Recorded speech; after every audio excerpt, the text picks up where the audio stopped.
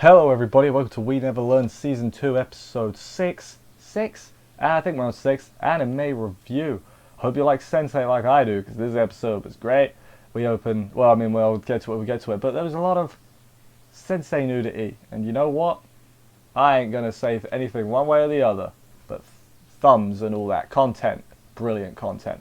I enjoy this episode. I mean, it's really hard for me to say I enjoy this episode because I say it every week, but I do enjoy it. I know it's not quote unquote very good. Like it's a high school harem trash, and I love high school harem trash. So what can I say? I mean, I like it. Sensei's best girl. I say it every week. But yeah, I guess we'll just get on with the episode because I could just ramble like I normally do with these opening bits, but let's get right into it. See what happened and everything. Let's do this. Literally the first shot of the episode is Sensei getting in the bath. Content, love it.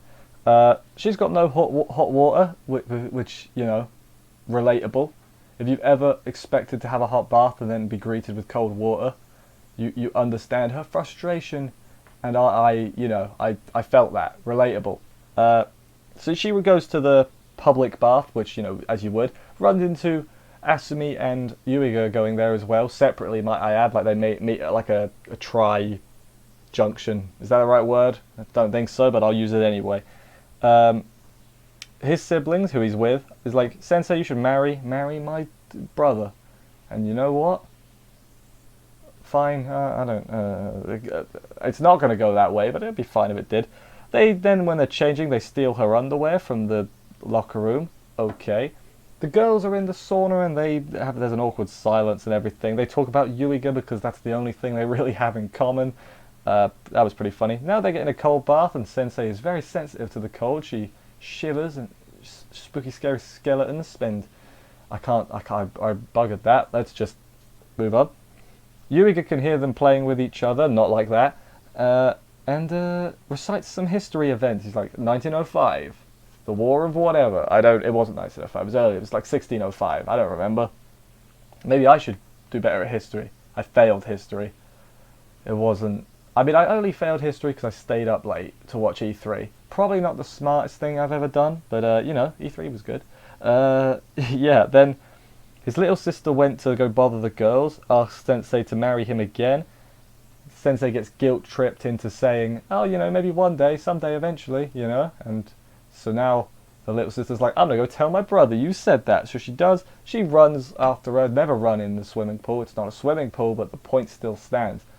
Trips on soap, or slips on soap, and bashes her head open, and, you know, there's a lot of blood everywhere. She may need to go to hospital pretty quick. No. This is a comedy, harem, ecchi, high school show. There's no blood. Blood doesn't exist here. Yeah, she's unconscious, obviously. Yuiga gets called by the old woman. He's like, come out, you young hormonal teenager. You come help carry this naked, hot lady to wherever. You know, what did you think was going to happen, old lady? Jesus. Yeah, he carries her to he starts carrying her to the thing. She wakes up, freaks out as you would, and yeah, then she shouts him a little bit, be like, you can't be doing that. And then Ashley's just in the corner being a troll. She's like, oh, I could sort this out, but actually this is funny, so I'm not going to. Oh, she's funny. She's a troll. She's just a troll, and I love it. You're a class troll, Ashley. I think I said, it was either at the end of the last season or the beginning of the season, I said she doesn't feel like a member of the cast properly yet. I take it back at this point. She fits it. I like her. Yeah, the little sister gets annoyed at Sensei for shouting at Yuiga and pulls her towel off, and then she passes out again. Later on, she apologizes after hearing what actually happened from Ashimi, I assume, but she doesn't have any underwear on because his siblings have still got her underwear. Funny jokes. This first half, I mean, it was just an excuse to look at Sensei naked, wasn't it? Like that's what it was. I mean, there was Ashimi too, but you know, I'm not gonna say it, but you know what I'm thinking.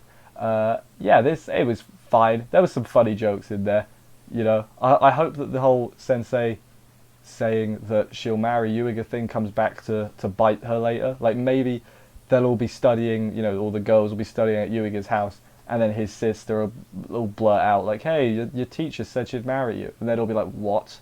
Excuse me?" That's what I hopefully something like that happens, because when it calls back to previous jokes, it always causes shenanigans, because you sit there and you think, "Oh yeah, I forgot that happened." It's good. It is good.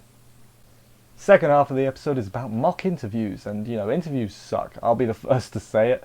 Whether it's mock interview or a real interview or an English interview or a whatever else interview, they suck. Interviews suck. No one likes doing them. No one likes, on either side, no one likes performing an interview, and no one likes you know what I'm saying. No one likes I don't know the right words. You get what I'm saying though.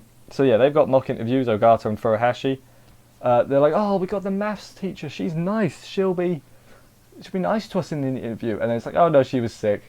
Flipping Kirisu Sensei's doing it. Boom. Faces of gloom like a dog's ass.